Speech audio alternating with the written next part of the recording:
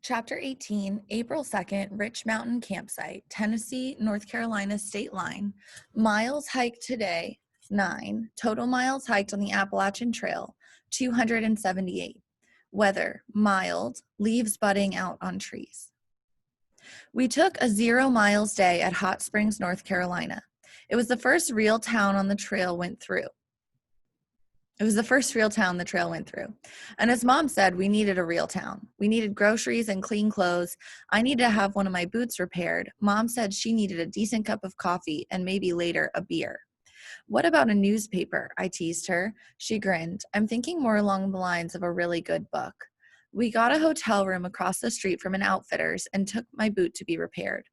Mom bought me a pair of sandals for walking around town in. They were wonderful, so much lighter than my boots. Mom watched me walk for maybe half a block, and then she turned us around and bought some sandals for herself. She went to the bank and found a phone to check her answering machine messages and spent some time making phone calls. I went outside and watched ducks walk on the lawn. We found Vivi and went out for a big dinner. Then Mom said, "They've got whitewater rafting here. Are you still against it?" I said, "We've got a lot to do tomorrow."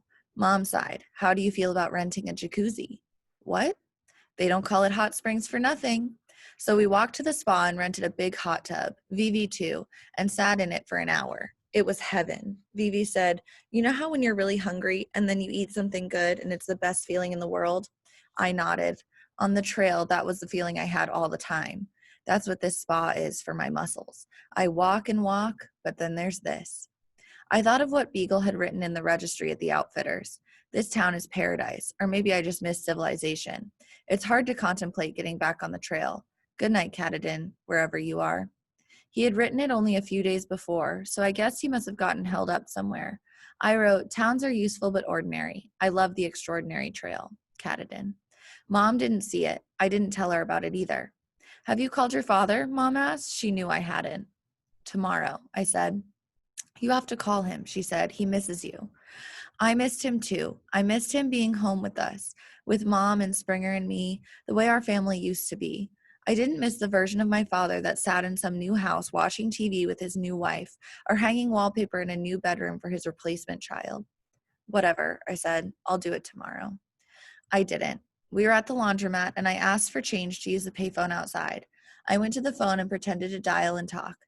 "How was he?" Mom asked. "Fine." Heading out of Hot Springs, we ran into Trailhead, who'd stayed at a Jesuit hostel.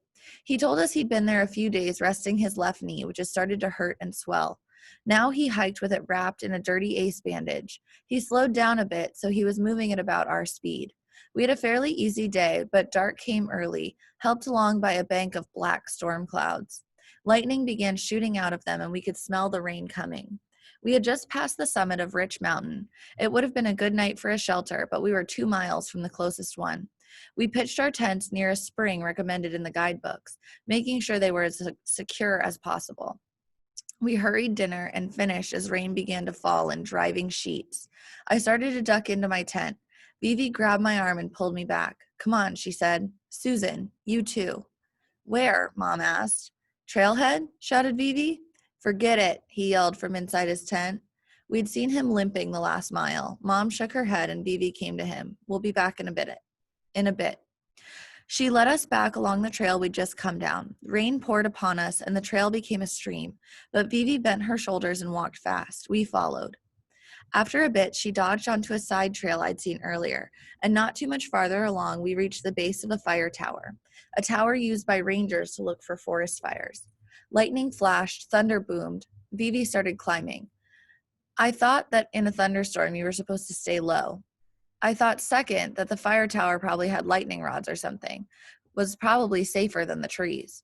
The storm grew fiercer as we reached the top. We were high enough that we probably could have seen for miles if we'd been able to see anything at all. It would have been neat in daylight. I was wet to the skin. Lightning illuminated our faces. Mom was smiling and Vivi's eyes were wide and happy. "This might not be the smartest place to be right now," Mom said. "It's my anniversary," Vivi said, almost shouting as the wind picked up and rain blasted the tower. "Of what?" Mom shouted back. "Of living," Vivi said. "I've been cancer-free for exactly 2 years." She hadn't ever mentioned cancer before. I'd felt reasonably happy, but now my mood crashed to earth like a kite caught in a storm. Geez, I was sick of people dying, or nearly dying, or thinking about dying, or probably dying. Hooray, Mom shouted. She caught Vivi up in a hug. The rain crashed around us, and she and Vivi danced a wild jig on the mountaintop while I stood and watched them, soaking wet. The only good thing I could think about the whole excursion was that I'd been wearing my sandals, not my hiking boots, so my boots stayed dry. I was so drenched by the time we got back to our tents that the only thing I could think to do was strip naked, fling the clothes I was wearing over a bush, and crawl into my tent. Trailhead was in his tent, and anyway, it was so dark no one could see me. I toweled off with part of my sleeping bag. I stretched out on my thermarest pad, pulled the damp bag over me, and thought about getting a dry t-shirt out of my pack. Before I could finish the thought, I fell asleep. At breakfast, Vivi sat next to me. Trailhead was still in his tent, and Mom was gone off to pee. You look upset, Vivi said quietly. The campsite had some logs where we were sitting.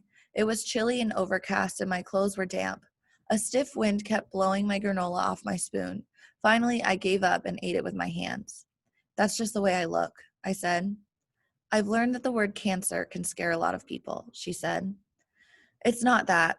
I tipped the bowl up and drank the milk out of it. Nasty stuff, made from powdered milk and water.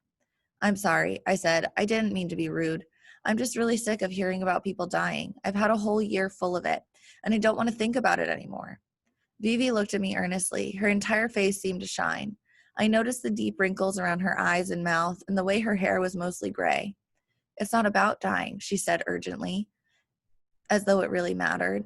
Look around you. Everyone is dying. Every single person that you see. It's about living. I made a noise that came out more like a snort than I had intended. It's a tough world, Vivi said, not seeming put off.